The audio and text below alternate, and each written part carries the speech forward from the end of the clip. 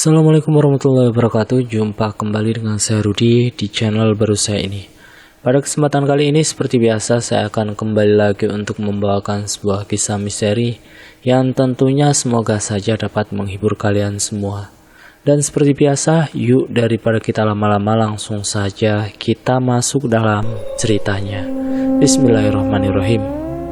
Paman, beli pentol sama tahunya 5.000. Kata seorang anak kecil berusia 9 tahunan pada Jamie, teman satu sekolahku dulu yang sekarang berprofesi sebagai penjual pentol keliling. Gimana, Jam? Tanyaku setelah anak kecil tadi pergi. Jamie duduk sambil menghela nafas panjang, matanya menerawang jauh ke depan. Aku belum tahu, Man, belum punya ongkos untuk pergi. Kau kan tahu sendiri seperti apa keadaanku sekarang. Sehari belum tentu upahku dapat 20.000. Apalagi pentol yang kubawa ini cuma 200 biji dan tak tentu hari ini bisa habis terjual. Sekedar info, di zaman tersebut pentol harganya masih 3 biji 1.000. Kalau sekarang sudah rata-rata sebiji 1.000. Lalu kapan? Kalau kau terus menundanya, kapan kau akan keluar dari keadaanmu sekarang ini, Jam? Beranilah dalam mengambil langkah, masa depanmu ada di tanganmu. Kalau bukan kau, siapa lagi yang akan merubah masa depanmu? Ayolah, kita mulai perjuangan ini sama-sama. Ujarku saat itu terus membujuk Jamie agar mau ikut bersamaku merantau. Jamie menunduk, helaan nafasnya terdengar. Beri aku waktu seminggu lagi, Man. Aku janji akan segera mendapatkan uang untuk ongkosku pergi. Ucap Jamie akhirnya yang membuatku tersenyum. Begini saja, Jam, aku kan punya tabungan yang lumayan.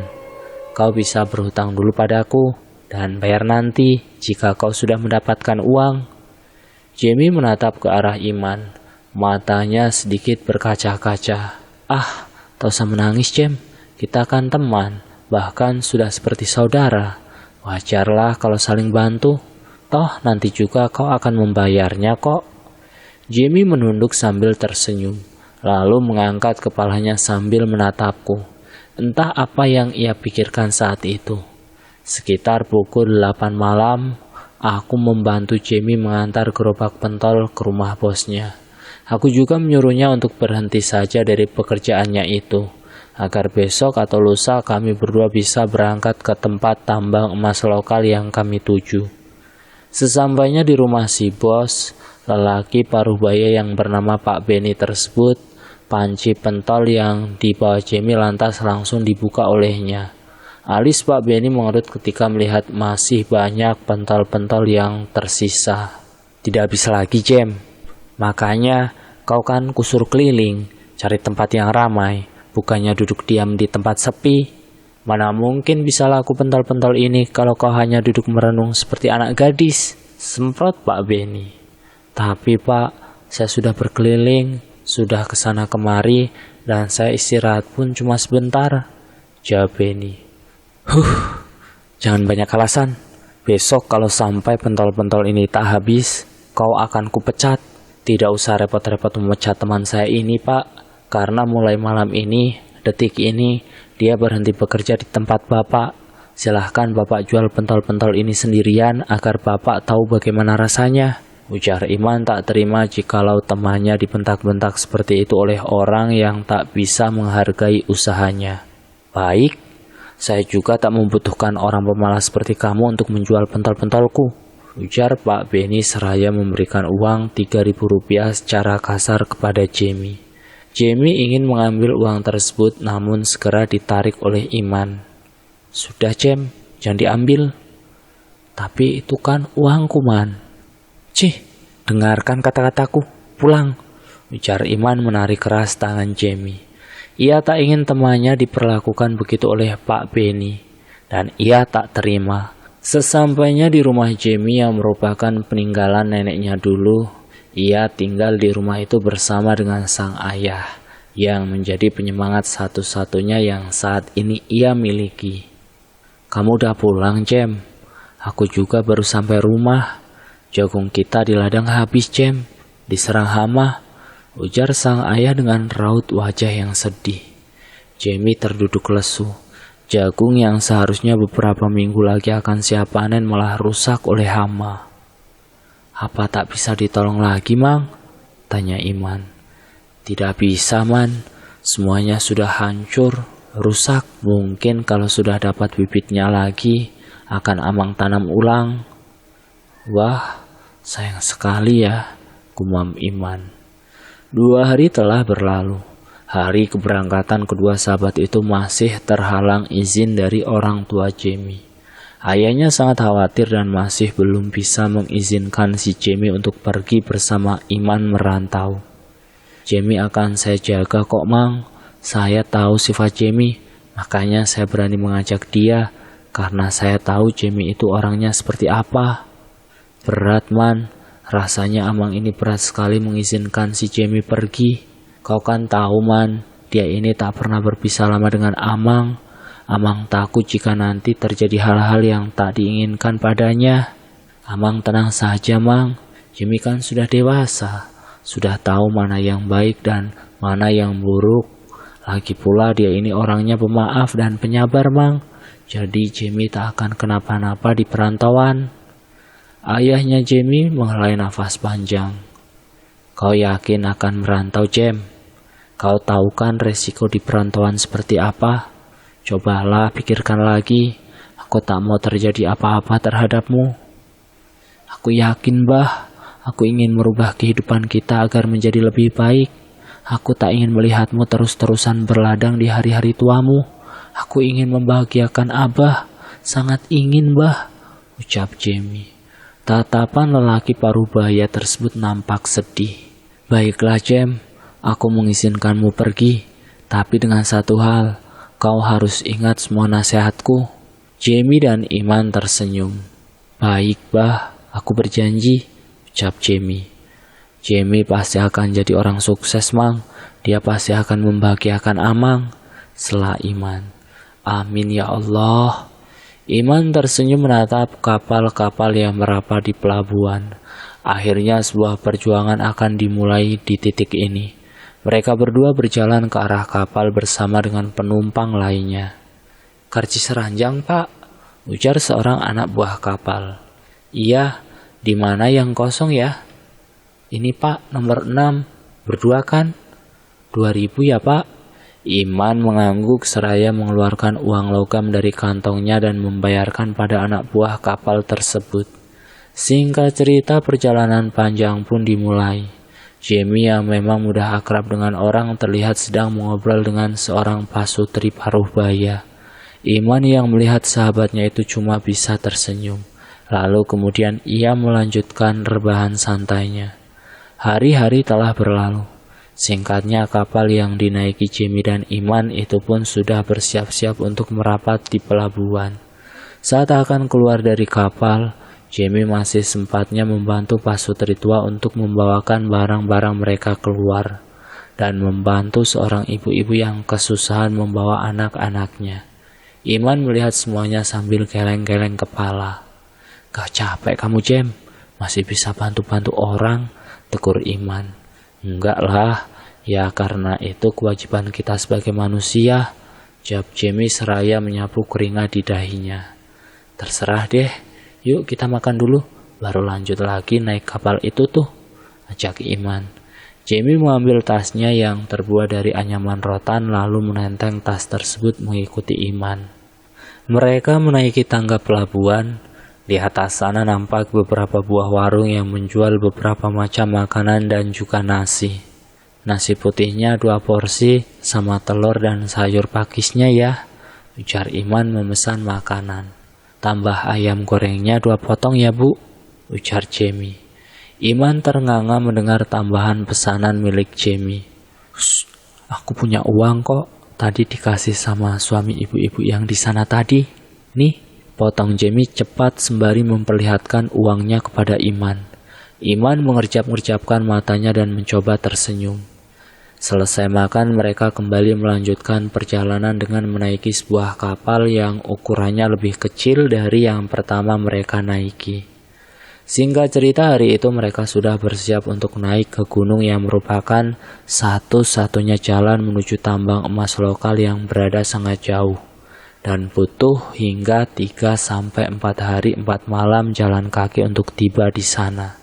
Kau kok tak bilang sih Man, sejauh itu kita akan berjalan? Mana persediaan makanan cuma segini? Ujar Jamie. Ah, kau ini Jam, kan ini hutan. Dan di hutan tentu banyak segala jenis binatang.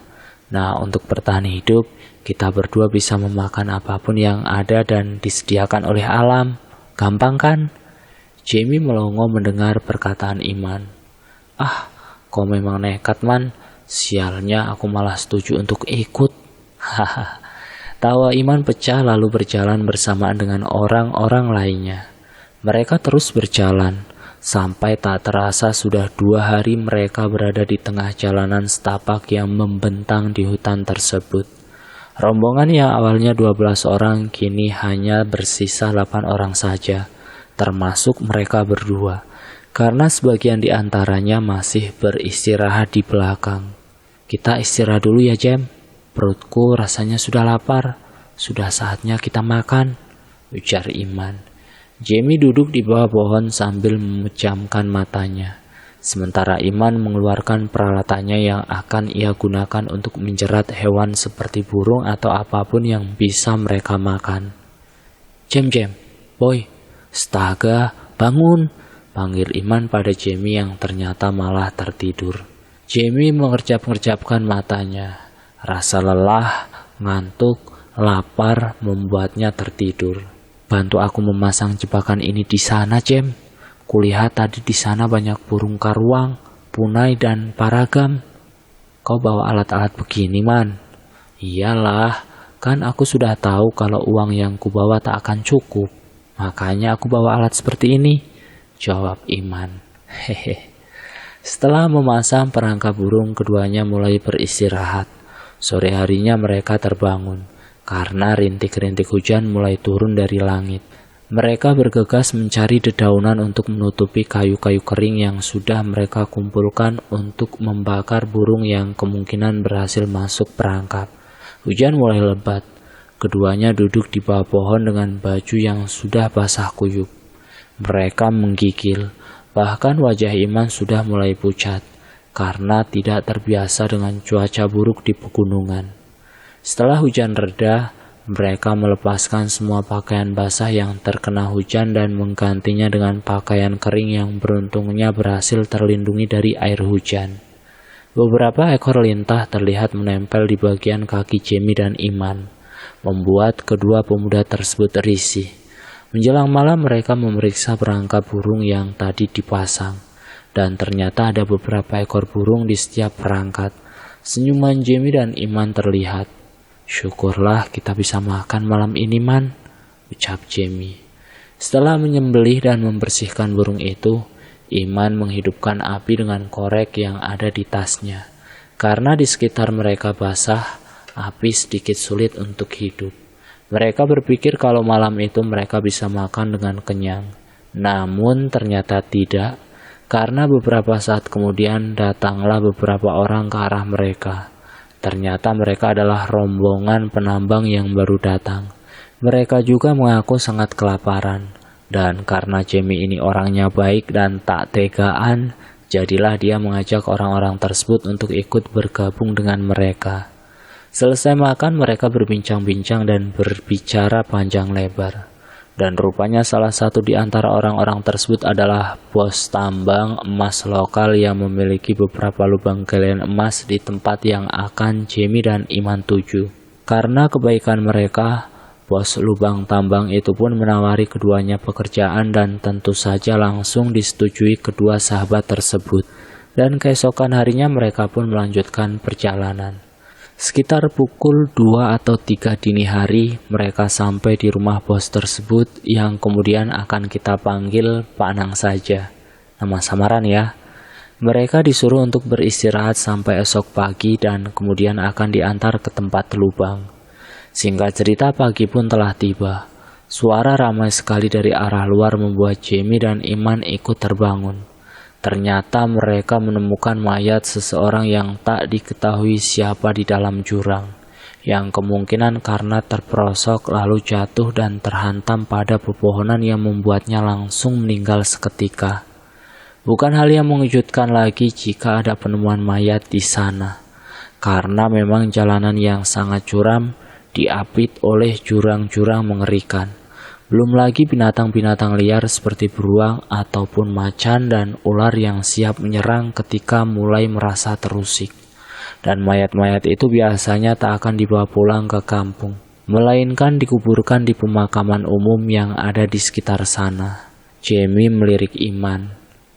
Ini pertanda, Man. Sepertinya kedatangan kita di sini tak disetujui, bisik Jamie. Ah, bicaramu, Jem. Lagi pula dari mana kau tahu kalau kedatangan kita tak disetujui? Itu, Man, ada orang yang meninggal tak wajar saat kita baru sampai sini. Ah, itu sih memang sudah takdirnya.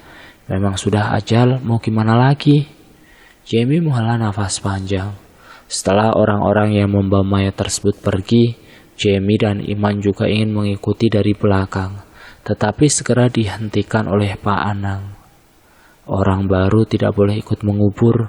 Kalian tunggu di sini saja ya, ujar Pak Anang dengan tatapan mata yang lekat menatap keduanya. Iman dan Jamie mengangguk sambil tersenyum paksa. Baik, Pak. Nah kan, aneh. Gumam Jamie saat Pak Anang sudah jauh berjalan. Aneh apanya? Menurutku biasa saja, Jem. Mungkin Pak Anang gak mau kita kelelahan, karena kan setelah ini kita akan diantar ke tempat galian lubang emas, kata Iman dengan santainya. Sekitar jam 11 siang barulah Pak Anang pulang. Beliau nampak sangat kelelahan.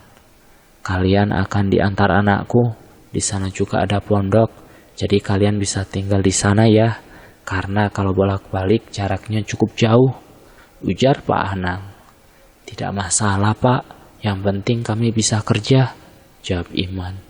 Tak beberapa lama setelah itu keluarlah seorang pemuda dengan rambut acak-acakan dan baju merah yang warnanya telah memudar. Kau antar mereka ke pondok ya, beritahu juga lubang galian di wilayah kita.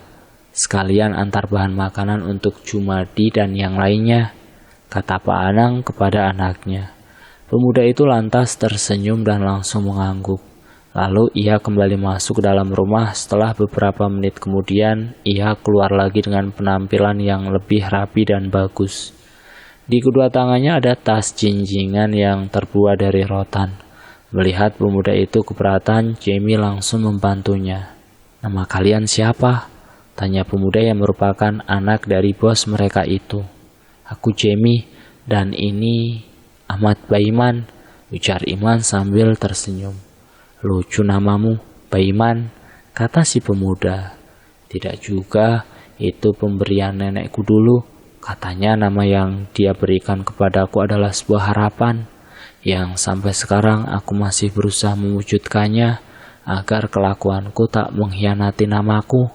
Namaku malah lebih aneh, Ubi, cuma Ubi, tidak ada sambungannya. Entah kenapa ayahku menamaiku begitu. Mungkin aku adalah anak yang didapat di kebun ubi, atau ayahku malah berharap aku adalah juragan ubi di suatu hari, kata si pemuda lalu tertawa. Iman dan Jamie ikut tertawa. Jujur mereka juga merasa lucu saat mendengar nama anak Pak Anang tersebut. Setelah hampir 4 km berjalan, akhirnya mereka pun sampai di wilayah pertambangan emas. Banyak sekali pondok-pondok orang di sana. Hoi Jum, sapa Ubi pada salah seorang laki-laki berusia 30 tahunan berkulit putih dengan mata yang berwarna biru cerah mirip seperti bule. Hoi, sapanya.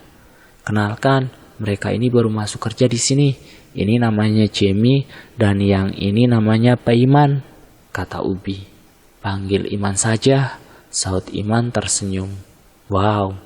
Gumam Jamie saat melihat dengan jarak dekat pada laki-laki mirip bule tersebut. Aku albino, tidak usah takut. Kelainanku ini sama sekali tak menular. Iman langsung menepuk punggung Jamie, membuat pemuda itu tersipu. Maaf, aku tak bermaksud begitu. Ini baru pertama kalinya aku melihat orang istimewa seperti kau. Maaf kalau aku membuatmu tersinggung, ucap Jamie terbata-bata. Kurasa aku harus cepatnya memberitahu kalian wilayah ayahku, agar aku bisa langsung pulang, ujar Ubi menyela, membuat suasana yang tadi canggung sedikit mulai mencair. Setelah Ubi meletakkan bahan makanan yang ia bawa, Ubi langsung mengajak Jamie dan Iman untuk segera mengikutinya. Laki-laki yang tadi itu namanya Jumadi. Dia sudah lama kerja di sini, bisa dibilang senior, tapi orangnya ya begitu, mudah tersinggung, tapi aslinya baik kok. Dan satu lagi, dia juga memiliki gangguan penglihatan, jadi kalau dia menyuruh kalian, turuti saja. Emangnya buta? Kalau buta sih enggak, dia cuma ada gangguan penglihatan sedikit, apalagi kalau di bawah terik matahari. Iman membulatkan mulutnya membentuk huruf O sambil mengangguk. Pembicaraan ketiganya terhenti ketika seorang gadis menghampiri mereka. Teman baru ya, Bi? Tanya gadis cantik tersebut dengan senyum yang manis menghiasi mulut mungilnya. Iya nih El, jawab Ubi sedikit salah tingkah. Iman dan Jamie memperkenalkan nama mereka masing-masing pada gadis itu. Ubi, yang tadi itu pacarmu ya? Tanya Iman. Calon, bisik Ubi. Hari-hari telah berlalu. Tak terasa sudah hampir 2 minggu mereka bekerja di sana. Iman dan Jamie sudah sangat akrab dengan orang-orang di sekitarnya. Pernah beberapa kali Jamie dan Iman diajak berburu kancil di hutan. Dan setelahnya mereka akan berpesta makan-makan hasil buruan. Dan semenjak ada Jamie dan Iman, Ubi sering sekali ikut tidur di pondok mereka. Mereka bertiga sudah seperti saudara. Sampai di suatu hari, Jamie jatuh sakit. Kalau menurut Jumadi, Jamie terkena wisa. Wisa bagi mereka yang berada di sana sangat ditakuti, karena tidak hanya sekedar membuat sakit tapi bahkan bisa berdampak kematian. Tubuh Jamie sudah mulai menguning, bagian matanya pun mulai berwarna kuning.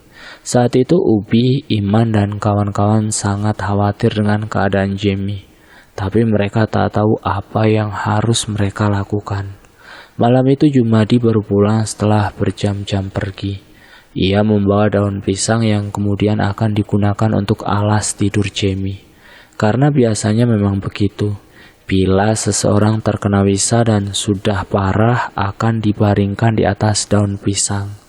Coba cari hewan kutu kasur. Kalau menurut Mang Imul, kutu kasur itu harus ditelan agar wisa pada si Jamie ini hilang. Apa nggak ada obat lain? Ujar Iman menyela karena jijik. Karena memang hewan itu selain penghisap darah juga memiliki bau yang sangat tak enak. Kalau mau sembuh ya dicoba, kalau nggak mau berobat ya jangan sakit, kata Jumadi. Memangnya sakit itu pilihan Jamie, yang namanya sakit nggak bisa ditentukan, balas Iman. Sudah, kalian ini kenapa sih ya? Apapun itu lakukan saja, yang penting Jamie bisa sembuh, ujar Ubi sembari berdiri. Iman menunduk, namun hatinya masih tak setuju kalau sahabatnya harus dikasih makan kutu kasur. Ubi dibantu Eli mencari kutu kasur di lipatan-lipatan kasur tipis yang sebelumnya digunakan oleh Jamie untuk tidur. Setelah beberapa saat, Eli dan Ubi mendapat cukup banyak binatang penghisap darah tersebut. Ada sekitar 10 ekor lebih yang besar-besar. Saat Ubi akan membawanya kepada Jumadi, tangannya dicekat oleh Iman. Kau yakin, Bi? Tega ngasih beginian ke Jamie? Jamie itu teman kita. Astaga, Man, apa salahnya dicoba? Lagi pula ini bukan naga, bukan binatang berbahaya. Iman menghela nafas panjang. Ia melepaskan tangan Ubi, lalu duduk bersandar pada dinding pondok. Dalam hatinya Iman terus bergumam. Awas saja nanti kalau tak ada hasil. Kalau sampai Jamie makin parah setelah dikasih binatang sialan itu. 3 hari kemudian, keadaan Jamie benar-benar semakin membaik.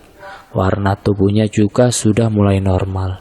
Namun ia masih tidak dibolehkan masuk ke pondok dan harus menunggu benar-benar sembuh baru bisa masuk ke dalam. Iman dan Ubi dan juga Eli yang sering tidur di luar sambil menjaga Jamie. Meski Ellie tak bekerja pada ayahnya Ubi, namun karena mereka sudah sangat akrab, makanya Ellie sering sekali berada di sekitaran wilayah milik ayah Ubi. Dan Ubi tentu saja senang, karena ia sudah cukup lama naksir kepada gadis itu. Setelah Jamie sudah benar-benar sembuh dan bisa kembali bekerja seperti biasa, Iman mengatakan kalau dirinya akan pulang sebentar untuk memberikan uang kepada orang tuanya. Kau mau ikut sekalian gak, Jem? Uangku yang aku kumpulkan masih sedikit. Sepertinya aku belum bisa pulang. Tapi kalau kau pulang, aku mau menitipkan kiriman untuk ayahku. Ah, males aku, Jem, kalau sendirian. Belum lagi di jalan nanti aku berjalan sendirian, malam-malam lagi. Kalau aku diculik hantu beranak, kau mau tanggung jawab? Loh, bukannya mau pulang itu kemauanmu. Kenapa jadi menyalahkan aku? Dasar kutu. Pulang saja ya, Jem, biar ramai-ramai jalannya. Kau takut? Tidak, siapa bilang aku takut? Jamie menggelengkan kepalanya, lalu memasang baju tilasan untuk segera memulai pekerjaannya. Ia berjalan keluar pondok dan meninggalkan Iman, diikuti oleh Jumadi yang baru saja selesai sarapan. Jangan manja, laki-laki kok takut hantu, ejek Jumadi. Iman menatap Jumadi dengan mata melotot. Ia kesal mendengar ejekan yang ditujukan padanya tersebut. Sayang dia tua, coba kalau masih muda. Sudah gerutu Iman sembari mengepalkan tangannya. Iman keluar pondok untuk bekerja hari itu. Namun saat baru sampai di depan galian, ia terdiam melihat Ellie dan Jamie sedang mengobrol. Kerja, Jem, ujar Iman sembari menarik tangan sahabatnya tersebut. Jem, ini makanannya gimana? Kata Ellie. Tahu nih Iman, main tarik-tarik aja. Seenggaknya hargainlah Ellie sudah membuatkan makanan untuk kita. Daripada mubazir, kau juga kan tahu gimana sulitnya orang-orang membawa bahan makanan ke sini. Iman menghela nafas panjang, lalu mengikuti Jamie yang kembali duduk untuk menyantap makanan yang dibawa oleh Ellie. Jum, sini makan dulu, panggil Iman. Gak ah, sudah kenyang, sebentar lagi Ubi datang, yuk kerja dulu, jawab Jumadi. Iman menghentak-hentakan kakinya ke tanah beberapa kali. Ia takut jika nanti akan terjadi kesalahpahaman antara kedua sahabatnya. Sebisa mungkin Iman membuat jarak antara Jamie dan Ellie yang terlihat sudah mulai menaruh hati pada Jamie. Kau suka dengan si Ellie itu, Jem? Tanya Iman. Loh, bukannya Ellie calonnya Ubi. Kalau masalah suka ya memang aku suka, tapi hanya sebatas teman, tidak lebih. Iman menghela nafas lega. Syukurlah, kalau begitu berarti tak ada yang perlu aku khawatirkan. Lagi pula kau harus ingat, Jem, biar penampilannya urakan, tapi si Ubi itu yang sudah mencarikan kutu kasur untuk obatmu. Jadi jangan mengkhianati pertemanan kita ini. Haha, kau pikir sampai sejauh itu, Man? Memangnya aku ini terlihat seperti pengkhianatkah sekarang? Sebulan telah berlalu. Hari itu Iman sudah benar-benar akan pulang bersama dengan Jumadi. Tapi Jamie lagi-lagi tak mau ikut dan masih tetap ingin bekerja. Padahal uang yang ia dapat sudah cukup banyak. Ya sudah, aku pulang dulu ya, Jem. Kau jaga diri baik-baik dan ingat pesan-pesanku, ujar Iman. Jamie cuma mengangguk sambil tersenyum. Oh iya, Man, kalau kau balik, aku titip, tolong belikan permen ya, kata Jamie yang langsung ditanggapi Iman dengan anggukan. Iman dan Jumadi juga beberapa orang lainnya mulai berjalan meninggalkan tempat tersebut. Jamie menatap mereka semua dengan senyuman. Dan setelah rombongan Iman tak terlihat lagi, Jamie pun masuk dalam pondok untuk kembali tidur. Namun beberapa saat ia memejamkan matanya, ada sebuah suara lembut memasuki gendang telinganya. Saat Jamie membuka matanya, terlihat Ellie sedang duduk di dekatnya. Kukira kau tidur, Jem, ucapnya. Ngapain kamu, El? Tanya Jamie seraya duduk. Ini aku membawakan makanan untukmu, karena aku tahu kau pasti lagi malas memasak kan? Ah, itu seharusnya kau tak usah repot-repot, El. Aku bisa masak sendiri kok, ucap Jamie. Ellie tersenyum. Gadis itu memang cantik dan juga baik sekali. Andai saja Ubi tak lebih dulu menyukai gadis itu, mungkin sekarang adalah waktu yang tepat bagi Jamie untuk mengutarakan isi hatinya kepada Ellie. "Jem, kau tak ikut pool Ellie?" Ubi terdiam, matanya lekat menatap Jamie yang masih berbaring di atas kasur. Tanpa berkata apa-apa lagi, Ubi langsung keluar dari pondok. Jamie langsung beranjak dari duduknya dan langsung berlari mengejar Ubi. Ia tahu kesalahpahaman telah terjadi di antara mereka. Bi, panggil Jamie. "Tak kusangka kau orang yang begitu, Jem. Kukira kau sahabat, tapi ternyata kau adalah musuh." "Antara aku dan Ellie tak ada hubungan apa-apa, Bi. Dia hanya mengantarkan makanan untukku." "Tak ada hubungan. Kalian berdua di dalam pondok tertutup, dan kau masih berada di atas kasur. Apa itu yang disebut tak ada hubungan? Padahal kau tahu, aku yang lebih dulu mengincar Ellie. Tapi kau," ujar Abby lalu menyerang Jamie. Perkelahian tak bisa dihindari lagi. Berkali-kali Ubi memukul wajah Jamie, namun untungnya pukulan-pukulan itu berhasil dihindari olehnya. Stop, teriak Ellie. Mendengar teriakan dari Ellie, beberapa orang yang bekerja tak jauh dari tempat itu pun langsung berlarian untuk melihat apa yang terjadi. Dan beberapa di antaranya berusaha melerai. Nafas keduanya tersengal. "Itu semua hanya salah paham. Antara aku dan Ellie tak ada hubungan apa-apa. Juga tak mungkin bagiku untuk berkhianat. Sementara ayahmu sudah baik hati memberikan pekerjaan untukku. Tapi terserah padamu, Bi. Kau mau percaya atau tidak? Sekalinya anjing ya tetap anjing. Bi, cukup. Kukira kau itu orang yang baik. Ternyata kau tak ubahnya singa ganas yang bertopengkan anak kucing. Kau gila. Biar bagaimanapun, aku tak akan sudi menjadi kekasihmu," ujar Ellie dengan emosi. "Kau menuduh tanpa bukti. Apa kau tak sadar perkataanmu itu seolah-olah menunjukkan bahwa aku ini seorang pelacur yang bisa digilir oleh laki-laki? Kau bajingan." Ellie terisak. Ubi terdiam, nafasnya masih turun naik. Ia menyadari kesalahannya. Ia sangat menyesal, namun semuanya sudah terlambat. Ellie sudah benar-benar marah dan membencinya. Ubi berjalan dengan langkah gontai. Keesokan harinya, Ubi masih uring-uringan di tempat tidur. Ia enggan untuk keluar rumah karena malu. Semalaman sudah ia berpikir, namun ia rasa malu untuk bertemu dan meminta maaf pada Jamie dan juga Ellie. Langkah demi langkah menuju pondok, jantung Ubi terasa tak karuan. Singkatnya, Jem, panggil Ubi di depan pondok. Ia tahu Jamie masih beristirahat hari itu. Namun setelah ditunggu beberapa saat lamanya, pintu tak juga terbuka. Ubi mengira kalau saat itu mungkin saja Jamie masuk kerja. Ia pun berjalan ke arah lubang. "Cari siapa, Bos?" tanya salah satu teman kerja Jamie. "Jamie kemana ya? Kok nggak ada di pondok?" "Sudah sejak tadi malam dia tak ada, Bi." "Loh, apa kalian tak tahu kemana dia pergi?" "Tidak tahu, Bi." Ubi menatap ke sekeliling, jantungnya semakin berdetak cepat. Apa jangan-jangan Jamie pulang? "Tidak, aku harus pastikan lebih dulu," batin Ubi. Lalu ia pun bergegas ke pondok. Ia membuka paksa pintu pondok dan menemukan pakaian serta barang-barang milik Jamie masih ada di dalam sana. Ubi mengerutkan alis sembari memijit dahinya. "Kemana dia?" gumamnya lalu berjalan keluar. Ubi terus mencari keberadaan Jamie hingga larut malam. Ia juga bertanya, namun orang-orang tak ada yang tahu kemana Jamie pergi. Malam itu Ubi menunggu di luar pondok. Beberapa orang sudah mulai terlelap karena lelah seharian bekerja. Beberapa kali Ubi mencuci mukanya agar kantuknya hilang. Namun malam semakin dingin, membuat matanya semakin mengantuk. Saat matanya mulai terpejam, antara bangun dan tidur ia dengar suara rintihan Jamie yang memanggilnya lamat-lamat.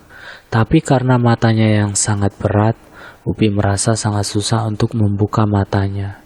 Keesokan harinya saat Ubi masih tertidur, terdengar ramai sekali teman-temannya berdiri di depan lubang galian. Ubi, "Hah? Ubi merespon panggilan teman-temannya masih dalam keadaan mata terpejam. Ada darah di sekitar kalian, Bi. Tadi malam kau tak berbuat apa-apa kan? Mendengar hal itu Ubi langsung terbangun. Ia mengucek-ucek matanya dan beranjak. Memang benar adanya di sekitar lubang galian yang tak jauh dari pondok ada darah yang mulai mengering. Darah siapa ini? Tanya Ubi menatap orang-orang di sana satu persatu. Gak tahu. Apa jangan-jangan ini darahnya hantu beranak? Ah, tak mungkin. Kalaupun iya, pasti ada salah satu di antara kita yang kehilangan biji. Mereka berpendapat sesuai dengan apa yang mereka pikirkan. Tapi Ubi tak setuju dengan pendapat-pendapat itu. Ia ragu darah yang berjajaran tersebut adalah ulah dari hantu beranak. Karena tadi malam keadaan benar-benar tenang, tak ada tanda-tanda kemunculan makhluk itu. Tapi tadi malam aku mendengar suara Jamie. Tapi tidak. Mana mungkin Jamie? Itu paling hanya halusinasiku saja, batin Ubi. Ia ragu apakah ia dengar di antara bangun dan tidurnya tadi malam memang suara Jamie atau hanya hayalannya saja yang sudah terlalu memikirkan Jamie. Mungkin kalian benar, bisa saja itu adalah ulah hantu beranak. Untunglah kita tak kenapa-napa, tutupi saja darahnya dengan pasir, ujar Ubi akhirnya. Hari itu Ubi masih mencari Jamie, namun kali ini ia memberanikan diri ke pondok Eli. Ia melihat gadis itu dengan mata yang sembab telah bersiap-siap akan turun atau pulang. Aku minta maaf masalah kemarin. Aku benar-benar hilaf dan sekarang aku menyesal, ucap Ubi. Eli masih sibuk merapikan barang-barangnya. Ia sama sekali tak menggubris keberadaan Ubi di sana. Aku benar-benar minta maaf. Apakah tahu di mana Jamie? Eli terdiam. Ia menatap Ubi dengan tatapan tajam yang sulit diartikan. Kau bertanya tentang Jamie padaku? Ujar Eli bertanya. Ubi terdiam. Ia tak tahu harus berkata apa. Nampaknya Eli benar-benar marah padanya. Pergi, usir Eli pada Ubi. Mau tak mau pemuda itu pun terpaksa pergi. 5 hari sudah Jamie tak pernah muncul.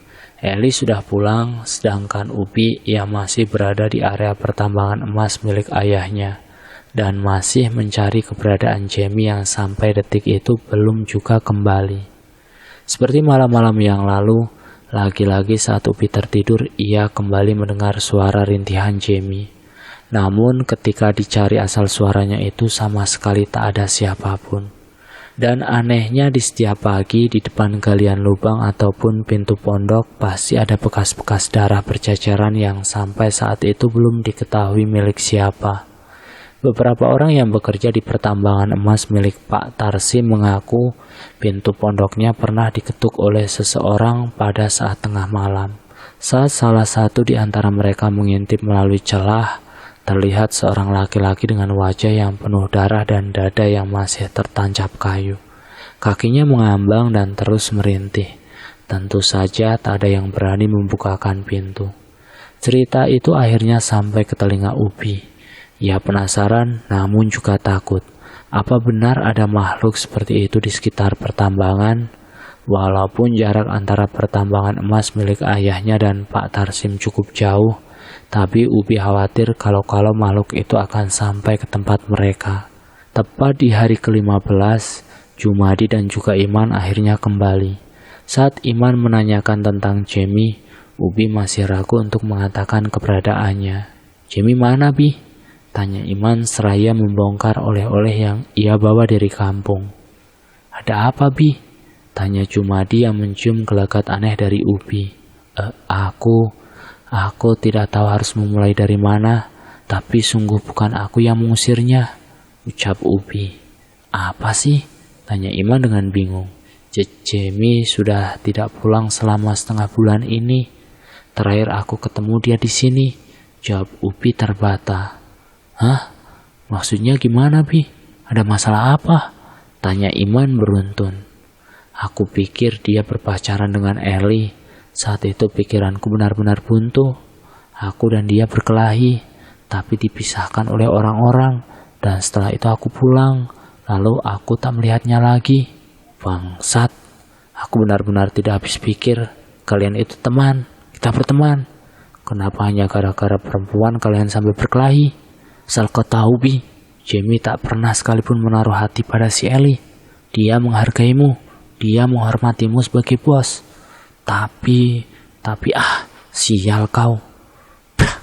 Iman menyerang Ubi sampai dinding pondok ambruk. Jumadi berusaha melerai namun ia malah kena pukulan oleh Iman. "Di mana Jamie?" teriak Iman. Ubi diam saja. Jelas sekali matanya terlihat berkaca-kaca. Ia bahkan tak melawan sedikit pun. Beberapa orang yang kebetulan istirahat hanya menonton. Tak ada yang melerai. Jumadi masih terduduk sambil memegang rahangnya. Iman tak main-main. Semakin Ubi diam, semakin pula ia memukulinya. Sebuah tamparan mendarat di kepala Iman. Otomatis kedua tangannya yang mencekik leher Ubi terlepas. Ubi terbatuk beberapa kali. Wajahnya merah akibat cekikan. "Sadar, Man, jangan kesetanan. Kau hampir saja membunuh anak orang," bentak Jumadi. "Kau tak tahu Jamie itu sahabat baikku. Aku juga berjanji untuk menjaga dia pada orang tuanya. Dan sekarang aku bahkan tak tahu sama sekali keberadaan Jamie di mana," jawab Iman. Nada suaranya masih tinggi, menandakan emosinya belum juga mereda. "Dan ini semua karena kau bangsat, karena cemburu butamu itu. Sadar, kau seperti orang kerasukan, Man. Coba tenangkan dulu dirimu, biar kita pikirkan bersama-sama kemana kita harus mencari Jamie. Bicara memang gampang, kau membelanya karena dia ini anak bos. Sedangkan kau tak memikirkan seperti apa keadaan Jamie di luar sana setengah bulan menghilang," bentak Iman. Emosinya benar-benar tak bisa terkontrol.